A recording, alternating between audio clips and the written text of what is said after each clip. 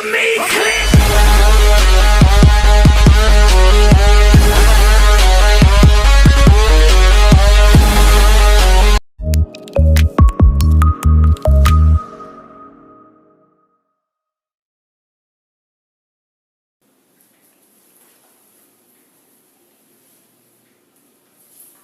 இரண்டாயிரம் ஆண்டுகள் கடந்து விட்டாலும் கூட தமிழும் தமிழ் கலாச்சாரமும் பண்பாடும் இன்னும் வாழ்ந்து கொண்டுதான் இருக்கிறது.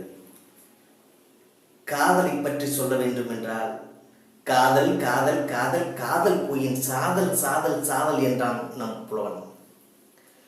காதலை நம்மளுடைய தமிழர்கள் கண்ணியமாக கேட்டான்.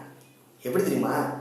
என்னவளே என்னவளே மயங்காத எண்ணெய் தினம் மயங்க வைத்தாய், உன் மான்வீழியால் எண்ணெய் தினம் ஏங்க வைத்தாய், கலங்காத நெஞ்சத்தை கலங்க வைத்தாய், உன் கனிவான பேச்சிற்கு ஏங்க வைத்தாய், முதிரான அன்பினை முதிர வைத்தாய், உன் மௌன புன்னகைக்கு ஏங்க வைத்தாய், நீ இன்று நான் இல்லை என்ற நிலையை தந்து மௌனம் சாதிப்பது சரிதானா? என்னவளே, இதோ இந்த இளைஞனின் இனிய வரி இது. அன்பின் ஆசை வரி அல்ல, அன்பின் ஆழ வரிகள்.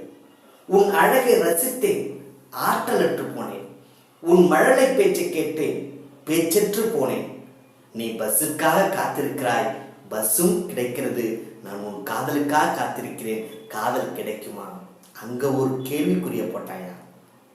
எத்தனையோ காதலர்கள் வாழ்ந்து இறந்து போனாலும், Laila Majnu, Romeo Juliet, Antony Cleopatra,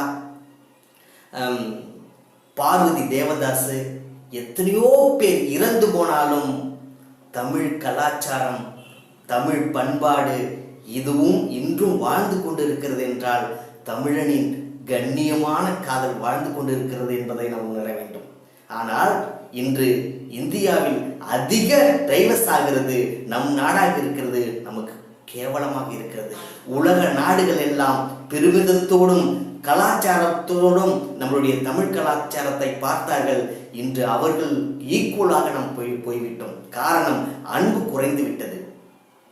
அன்பை கொடுத்து பாருங்கள், வாழ்க்கை சந்தோஷமாக மாறும். நன்றி.